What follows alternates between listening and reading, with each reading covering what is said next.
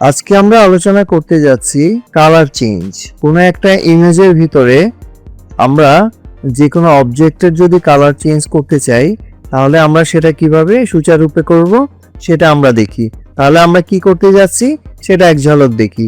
ধরুন এই যে সোফা বা কাউচটা এখানে যেরকম আছে, আমি কালার পরিবর্তন করে এটাকে এই আকার দিয়ে দিয়েছি।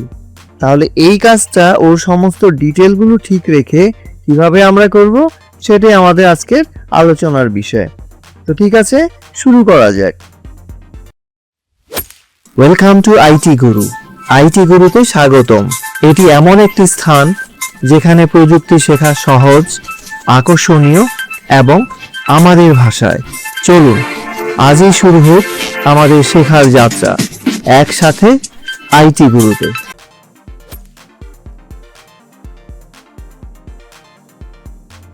এই কাজটা করতে গেলে আমি এটাকে আগের মতো পরিবর্তন করে নেই, ঠিক আগের অবস্থায় নিয়ে আসি।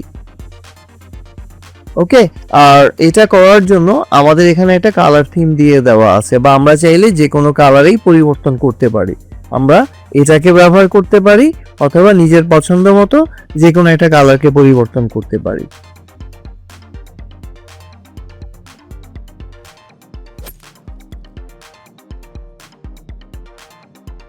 সিলেক্ট করে নিতে হবে। তো সেটা আমি কিভাবে করব?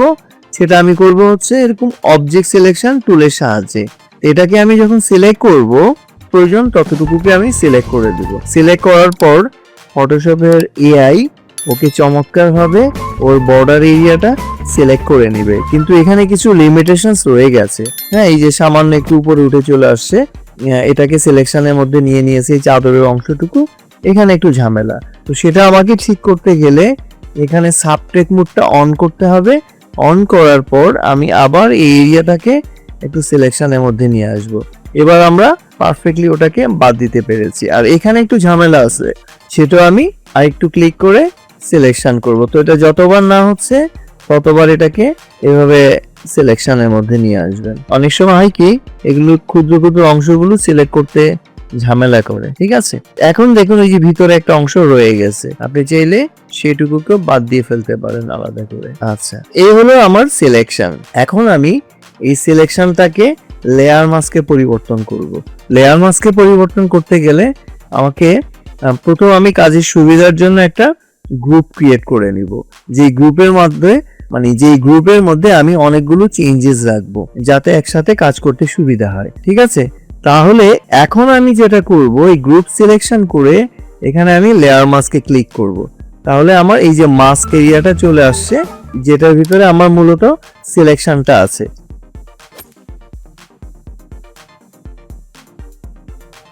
এখন আমি এর উপরে সলিড কালার অ্যাপ্লাই করব। সেটা করতে গেলে আমাকে নিউ ফিল বাটনে ক্লিক করে এই যে সলিড কালার, হ্যাঁ, এটা আমি নিয়ে নিব। তাহলে ও আমাকে কি করলো, ডিফল্ট কালারটা আমাকে দিয়ে দিল এখান থেকে। ঠিক আছে, তো এটা আমি আমার চাইলে এই কালারটা পিক করে নিতে পারি অথবা এখান থেকে যে কোনো কালার দিয়ে নিতে পারি। কালার দেয়া হয়ে গেলে আমি কি করব, ওকে করে দিব। ঠিক আছে, তো এখন এই যে এটা সলিড কালার, এতে যেটা সমস্যা হয়েছে, আমার অরিজিনাল ছবির যে ডিটেল গুলো ছিল সেগুলো হারিয়ে গেছে। তাহলে সেটা কিভাবে নিয়ে আসবো? সেটা আনতে গেলে আমাকে এখানে ব্লেন্ড মুড পরিবর্তন করতে হবে। তো আমি লেয়ার ব্লেন্ড মুডে গেলাম, সেখান থেকে আমরা এই পরিবর্তনগুলো পাবো। দেখেন এক একটা ব্লেন্ডে ওকে এক এক রকম দেখাচ্ছে। যে আমি যদি ওভারলে দিই, এটা চমৎকার একটা কালার আসছে, বাট আমার ওই কালারটা নেই। তো আমি এখান থেকে কি করব, আইদার হিউ নিতে পারি অথবা কালারটা নিব। কালারটা নিলে আমি আমার কালারের ইন্টেন্সিটি গুলো বাড়িয়ে কমিয়ে একে অ্যাডজাস্ট করতে পারবো যে আমার কালার থিম আছে সেটার সাথে।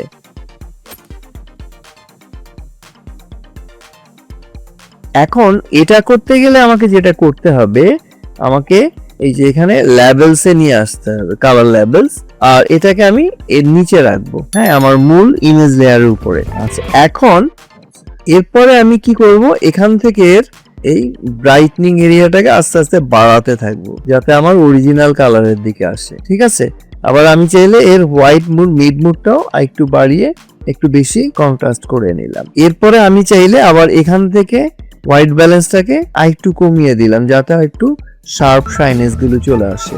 এই হচ্ছে আমাদের মোটামুটি ডিফারেন্ট অ্যাডজাস্টমেন্ট লেয়ারের মাধ্যমে আমরা একটা অবজেক্টের সম্পূর্ণ কালার ও ডিটেলস বজায় রেখে পরিবর্তন করে দিলাম। আশা করি আপনারা জিনিসটা বুঝতে পেরেছেন। তো এরকম কালার নিয়ে আরো চমৎকার সব ভিডিও আসছে, ততক্ষণ পর্যন্ত আপনারা ভালো থাকুন। শিখতে ভালো লেগেছে? তাহলে একটা লাইক দিন। আপনার একটি লাইক আরো অনেককে সাহায্য করতে পারে। আপনার মতামত, প্রশ্ন বা নিজের টিপস থাকলে কমেন্টে জানাতে ভুলবেন না। আপনার কথা শুনতে আমার ভালো লাগে। যদি আপনি বিশ্বাস করেন যে শেখা মানেই ক্ষমতায়ন, তাহলে সাবস্ক্রাইব করুন এবং বেল আইকনটি অন করে নিন। চলুন এমন একটা ভবিষ্যৎ গড়ি যেখানে প্রযুক্তি সবার জন্য শেখার সুযোগ তৈরি করে। ভিডিওটি শেয়ার করুন এমন কারোর সাথে যে শিখতে চায়। চলুন একসাথে এগিয়ে যাই।